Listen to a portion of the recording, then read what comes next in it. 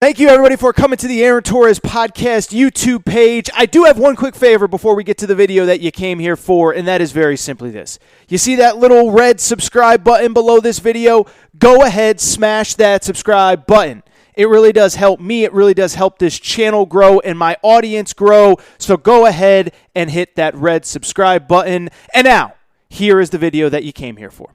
What I would also say is I'm starting to get a little worried about this Bama team. First of all, I don't believe some of the narratives that came out of that game. I don't believe it was the best game for their offensive line. I don't believe it was the best game for the defensive line. But I don't believe that they got dominated in the trenches like some are saying either. They finished with over 150 yards rushing, 4.5 yards per carry, and under 4 yards per carry for A&M, under 100 yards rushing. So in many ways, they actually played pretty well up front. Instead, what the problem is, and what we have to agree on with Alabama is this. We are now 6 games into the season. Alabama has not really been that dominant for most of the season. As a matter of fact, I was thinking about this in the lead up to the show. I think you can legitimately argue Alabama's best half of football this entire year was against the University of Miami to open the season. 2 great quarters, take this big lead, and even after the game, they kind of took their foot off the gas. They end up beating Miami. 1, Miami's not very good, but 2, what happened that week? Nick Saban started yelling and screaming to the press saying, you guys are overrating him, because he knew this was coming. Well, what's happened since then? Well, we got ourselves a 6-game sample size now, and this is what I know. They take care of a Miami team that's not good in week 1, okay? They play a couple cupcakes, whatever, blah, blah, blah, blah, blah. This is what they've done in SEC play. They played Florida 2 weeks ago. Final score in that one, we know what it was. It was 31-29 in the Swamp, and you can say they went on the road, tough road environment, give them credit. We should. At the same time, as I talked about on this show following that game, after the first quarter of that game, they were largely dominated by Florida the rest of the game. They take a 21-3 lead after the first quarter against Florida. They are outscored 26-10 from there and basically hold on for dear life. Then there is last week against Ole Miss. And I know that everybody, including me, and I blame myself for buying into the narrative, told you how incredible that win was. But now that we have a little time to think about that Ole Miss win, was it really that incredible? Or did Lane Kiffin just coach them out of the game? Because when I look back at that game now, I feel a lot differently. And I said following the game, the one thing I do give myself credit for, I heard all these media members all week long talk about Lane Kiffin going for it on 4th down. Oh, my God, the analytics told him. Yeah, you know who doesn't use analytics? Jimbo Fisher. You know what he did? He punted the ball when he wasn't in position to get a first down. And you know what they did? They won the game.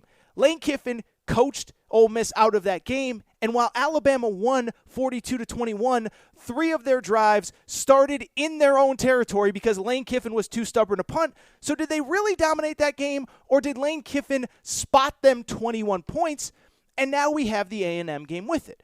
And so when you look at Alabama, again, I'm not saying they can't make the playoff. I'm not saying they can't make a run here because the rest of this division is really kind of dicey right now. Mississippi State, I like them. I don't love them. I don't think their offense is as good as we expected. They also, Alabama, have Tennessee. Josh Heupel is making things really interesting, but do we really expect Josh Heupel to pull the upset in Bryant-Denny in week 1? And then there's LSU.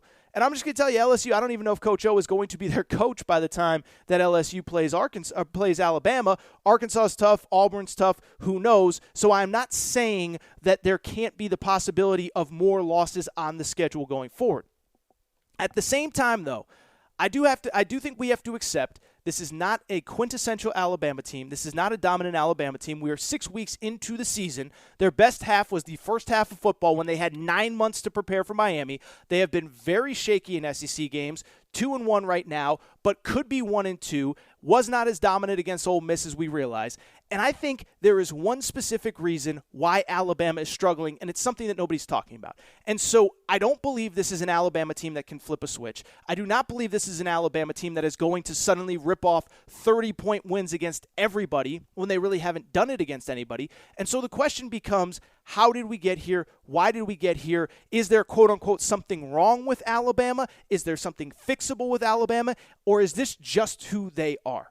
And I kind of believe, I'm just going to tell you, this is just who they are. And you might be saying, Torres, I've heard this narrative before. Everybody, and I will say, in your defense, you're right. There have been articles written many times about the Alabama dynasty is dead. It's over. This is not the year. It's never going to happen again.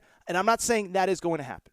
What I am saying is I do not believe that this is a quintessential Alabama team, and it is for one specific reason. I believe this is finally the year. This is finally the year that the attrition of all the talent that has come through the program has caught up with it, and this is finally the year that they were not able to just get more guys off the assembly line to fill the spots. And again, I know what some of you are thinking. Torres, Alabama's lost before. They always bounce back. They're always fine. I think they will be fine in this case as well. I'm not predicting them to finish 7-5. But what I also think is that I think we underestimate two things. We just assume because it's Alabama, they're going to reload. Alabama doesn't rebuild, they reload. And I think that's true. I also think we're in the middle of Alabama losing more talent in the last 2 years than at any point in the history of the Nick Saban era. This is what I want to do. I want to go back through the last 2 drafts and tell you everybody that Alabama has lost in the last 2 years. Keep in mind, 2 years ago, by the way, they played LSU. LSU wins the national championship that year with Joe Burrow. Alabama, as it turns out, might have been the second best team in the country the last 2 years. But let's look at who Alabama has lost the last 2 years and why I think the attrition, the guys lost are finally catching up to them. This is who they've lost in the last 2 years. They've lost 2 first-round NFL quarterbacks. They lose Tua. They lose Mac Jones. And I know Mac Jones didn't come in last year with much hype, but it was his 4th year in the program. He had played behind Tua. He had played behind Jalen Hurts. That was a guy that stepped in ready to play last year. Now we have a redshirt freshman, 0 career game experience coming into the season. Not blaming Bryce Young. I actually think he's been awesome. On top of losing 2 NFL quarterbacks in the last 2 years, here's who else they lost. They lost Najee Harris, running back, who, oh, by the way, won the Doak Walker Award last year as the best running back in college football. Not sure if you heard, that's pretty good. First-round pick of the Pittsburgh Steelers. And in each of his last 2 seasons, he rushed for at least 1,200 yards with 39 total rushing touchdowns. That's a really good running back to lose. Oh, the best running back in college football. On top of that, they have lost 4 first-round wide receivers. Devontae Smith, who's balling out with the Philadelphia Eagles.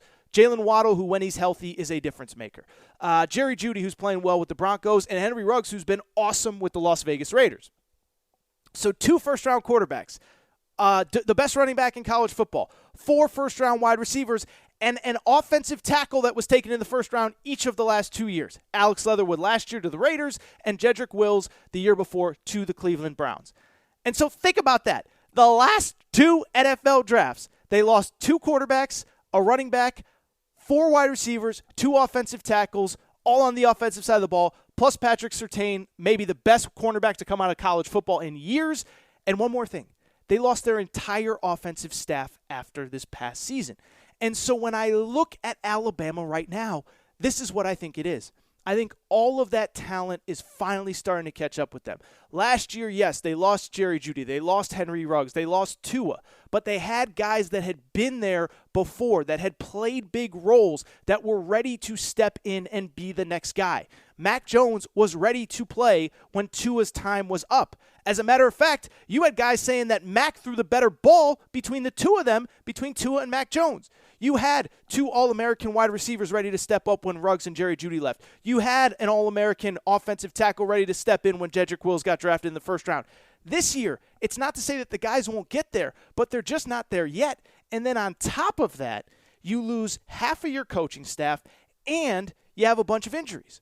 And I know everybody has a bunch of injuries, but they've lost 2 starting linebackers so far this season. Other guys are banged up, and I just think it's all starting to catch up with them. And so when I look at Alabama, I think they're really good. They're probably, if Vegas is doing, point spreads for everybody in college football right now, they're number 2 behind Georgia. The only team that they'd be an underdog to is Georgia. But at the same time, I think we have to accept that this is just not going to be a year where Alabama absolutely steamrolls everybody they play in college football this season. It's just not going to happen. I think they're going to win a bunch of games. They'll probably be 11-1 going into the SEC championship game. At worst, 10-2. But I think those 42-6 wins the last couple years are now probably going to be if they win, it's going to be in that 31-29 range like they had against Florida. I do not believe Alabama is a great team. And I just think that is a reality that we have to accept this season. Now, speaking of Alabama not being a great team, it brings me to what I want to talk about next, because I think we are trending for one of those weird years in college football where there just might not be any great teams. It's really funny. This week, obviously, with LSU going to Kentucky, we talked a lot about that 2007 LSU team with my buddy Jacob Hester that lost 2 games and still won the national championship in the BCS era.